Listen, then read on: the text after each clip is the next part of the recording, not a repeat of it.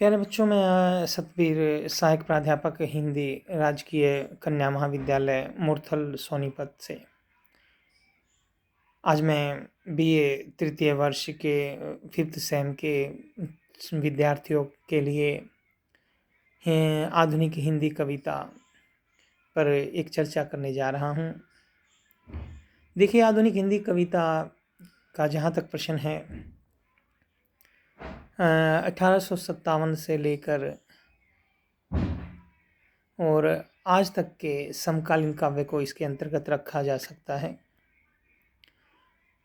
इसमें आधुनिक हिंदी काव्य को अलग अलग युगों में बांटा गया। भारतेंदु युग 1857 से 1900, द्विवेदी युग 1900 से 1920, छायावाद युग 1920 से 36, प्रगतिवाद युग 1936 से 43, प्रयोगवाद 1943 से 1959 और साठोत्तरी कविता 1960 से अब तक आगे जाके साठोत्तरी कविता में भी नवगीत या समकालीन कविता शब्द जुड़ गया।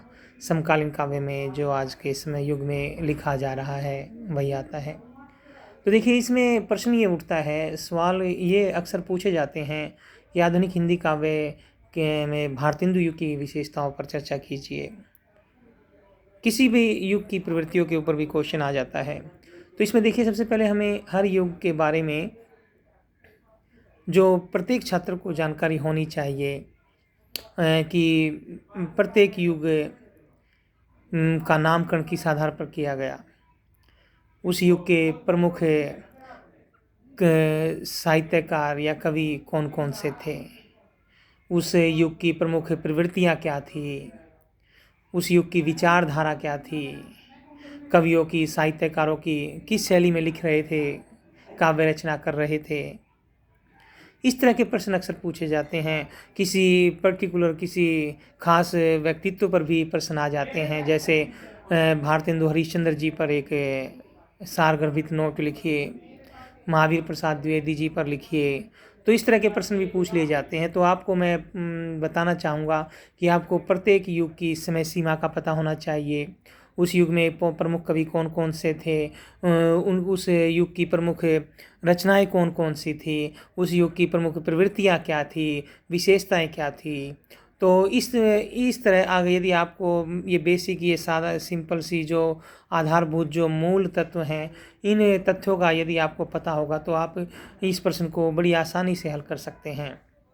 जहाँ तक बात करें हम भारतेंदु हरिश्चंद्र युग की, भारतेंदु हरिश्चंद्र युग 1857 से 1900 तक के युग को भारतेंदु युग के नाम से जाना जाता है, क्योंकि ये भारतेंदु जी आधुनिक काव्य के, आधुनिक कविता के प्रवर्तक माने जाते हैं। उन्हीं के नाम के आधार पर इस युग का नामकरण किया गया। भारतेंदु हरिश्चंद्र जी के नाम से ये युग कहलाया। और भारतेंदु तो उनको एक उपाधि थी जो उन्हें मिली थी। उनका व्यक्तित्व इतना महान था, इतने कम समय में मात्र 35 साल की आयु तक वो उनका जीवन था, और 35 वर्ष की आयु तक उन्होंने इतना साहित्य लिखा, इतना समृद्ध साहित्य लिखा, इतना महत्वपूर्ण साहित्य लिखा कि आधुनिक भारत जो है, आधुनिक हिंदी साहित्य उनके प्रति जो है अपनी एक हमेशा वो एक महान व्यक्तित्व बन गए, हमेशा याद किए जाते रहेंगे।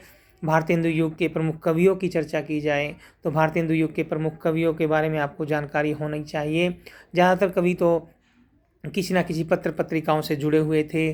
तो इसमें जो है भारतेंदु युग में जो प्रमुख प्रवृत्तियाँ थी, सुधारवाद की प्रवृत्ति थी, सामाजिक बुराइयों पर लिखा जा रहा था, और कहीं ना कहीं राष्ट्र प्रेम भी उनके काव्य में रहा। तो उसके बाद हम चर्चा करें, आगे बढ़े तो हम द्विवेदी युग को पाते हैं। द्विवेदी युग में नामकरण, वही बात कि नामकरण का आधार क्या रहा, महावीर प्रसाद द्विवेदी जी रहे, क्योंकि महावीर प्रसाद द्विवेदी जी 1900 में एक पत्रिका निकली, सरस्वती पत्रिका, जिनका संपादन 1903 से 1920 तक आचार्य महावीर प्रसाद द्विवेदी जी ने बड़े ही कुशल नेतृत्व के साथ किया। तो उन्हीं के नामकरण के आधार पर इस युग का नाम महावीर प्रसाद द्विवेदी रखा गया। और इस युग में देखिए, जो भारतेंदु युग की विशेषताएं थी, प्रवृत्तियां थी, वो इस युग में आकर विकसित हुई। और भारतेंदु युग में जो ब्रिज भाषा थी वहाँ पर काव्य रचना की जाती थी, लेकिन इस युग में द्विवेदी युग में काव्य रचनाएं खड़ी बोली पर थोड़ा ज़्यादा ध्यान दिया जाने लगा और इसमें जो है सुधारवाद की प्रवृत्ति पाई गई। आचार्य महावीर प्रसाद द्विवेदी जी भाषा परिष्कृत के पर विशेष ध्यान दिया उन्होंने। तो इस युग में जो है द्विवेदी युग में भाषा को आधारिक एक सबलता दी गई। इस तरह ये युग आगे बढ़ा। उसके बाद छायावाद युग, छायावाद का युग का प्रश्न जब भी आप करेंगे उसकी प्रवृत्तियाँ बताएंगे तो आपको छायावाद का अर्थ भी स्पष्ट करना होगा कि छायावाद का अर्थ क्या है। नगेंद्र जी ने जैसे स्थूल के प्रति सूक्ष्म का विद्रोह कहा, आचार्य रामचंद्र शुक्ल जी ने उसकी अलग विषय परिभाषा दी, महादेवी वर्मा जी ने उसको अलग से देखा। तो छायावाद किसी छाया का आभास होना, चाहे वो अपने प्रेमी की रही हो या परम पिता परमेश्वर की रही हो, उसी को आधार बनाकर उस युग के प्रमुख कवियों ने उस विषय पर लिखा। इसके प्रमुख कवियों की चर्चा की जाए तो छायावाद के जो प्रमुख आधार स्तंभ कवि माने जाते हैं जैसे जयशंकर प्रसाद जी, सुमित्रानंद पंत जी, महादेवी वर्मा जी, सूर्यकांत त्रिपाठी निराला जी।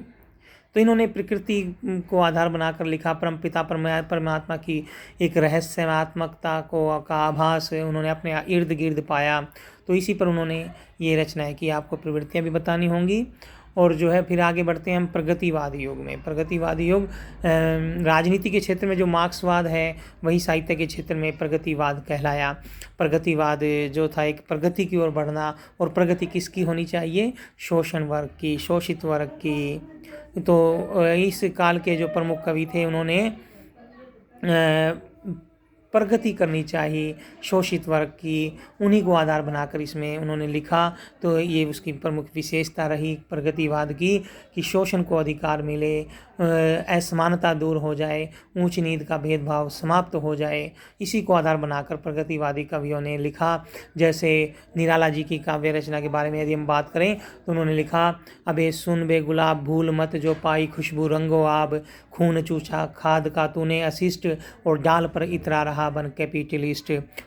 तो उन्होंने कैपिटलिस्टों पे लिखा। और निराला जी की एक और पंक्ति आती है कि वह आता दो टूक करजे के कलेजे के करता, पछताता पथ पर आता। भिक्षुक कविता, विधवा कविता, ये प्रगतिवादी इसमें जो है आभास होता है, प्रगतिवाद का आभास होता है। निराला जी वैसे छायावादी थे लेकिन बाद में वो प्रगतिवादी बन गए। इलाहाबाद के पथ पर मैंने देखा वह तोड़ती पत्थर। प्रेमचंद जी भी प्रगतिवादी साहित्यकार थे। 1936 में लखनऊ में उन्होंने प्रगतिवाद से लेखक संघ के अध्यक्षता की थी।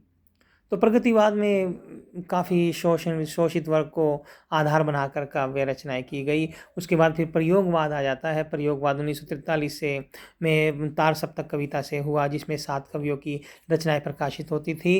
जो तार सप्तक पत्रिका से ही प्रयोगवाद का आरंभ माना जाता है। अज्ञे जी इसके प्रवर्तक रहे। और इस तरह 1951 में फिर दूसरा सप्तक निकला, 1959 में तीसरा सप्तक निकला और प्रयोग किए गए। इसकी काव्य प्रमुख विशेषता ये थी कि इसमें नए नए प्रयोगों को आधार बनाकर काव्य रचनाएं की गई। उसके बाद साठोत्तरी कविता की बात की जाए तो 1960 के बाद जो कविता थी वो जो है साठोत्तरी कविता कहलाई। इसमें भी जो है प्रयोगवाद का नया रूप सामने आया। इसे नई कविता भी कहा जाता है। मुक्त रूप में रहकर कविताएं रचनाएं हो रही थी। उसके बाद समकालीन कविता की बात करें हम तो पाते हैं कि आज के युग में भी जो है आधार, काव्य रचना का आधार छोटी से छोटी, सूक्ष्म से सूक्ष्म वस्तु भी बन गई। और जो रचनाएं हो रही हैं वे सारी समकालीन काव्य में गिनी जाती हैं।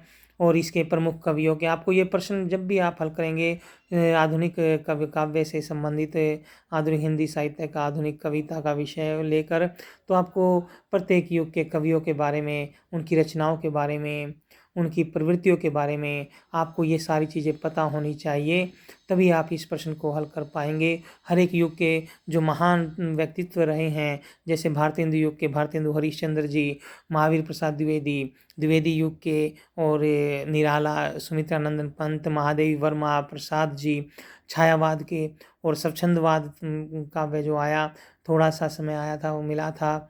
जैसे हरिवंश राय बच्चन जी थे, हालावाद पर उन्होंने लिखा, हालावाद भी संज्ञा दी गई उन्हें।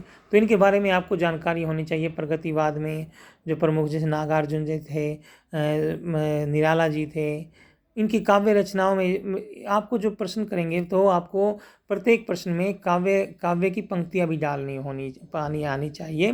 कुछ हर एक युग की काव्य पंक्तियाँ आपको याद होनी चाहिए जो उस संदर्भ को स्पष्ट करती हों, तभी आपको अच्छे मार्क्स मिल सकते हैं। प्रयोगवाद में भी अज्ञे जी ने जैसे सांप कविता लिखी कि भाई तुम सभ्य तो हुए नहीं, लेकिन ये बताओ कि तुमने जसना कहाँ से पाया, कहाँ से सीखा, इतना विष कहाँ से पाया। तो ये सारी रचनाएं लिखी गई।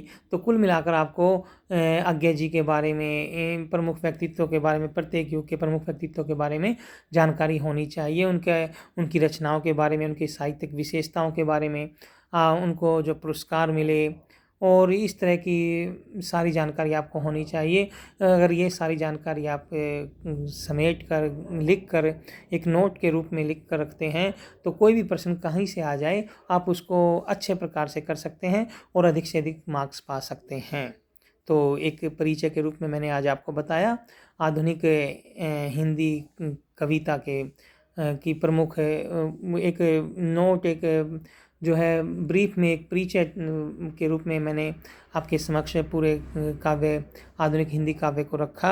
आशा करता हूँ कि यह आपको पसंद आया होगा और आप इसे कुछ लाभ अवश्य ग्रहण करेंगे। धन्यवाद। मैं सतवीर, सहायक प्राध्यापक हिंदी, राजकीय ताऊ देवीलाल राजकीय कन्या महाविद्यालय, मुरथल, सोनीपत। धन्यवाद।